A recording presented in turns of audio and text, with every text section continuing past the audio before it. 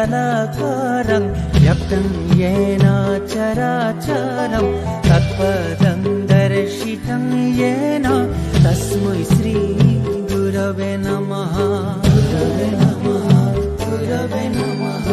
अखण्डमण्डलाकारं व्याप्तं येन चराचरं तत्पदं दर्शितं येन तस्मै श्री गुरवे नमः।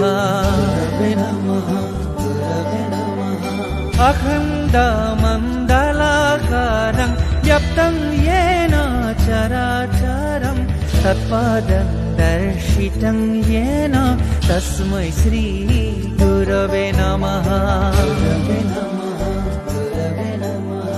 अखण्डमण्डलाकारं व्याप्तं येन चराचरं तत्पदं दर्शितं येन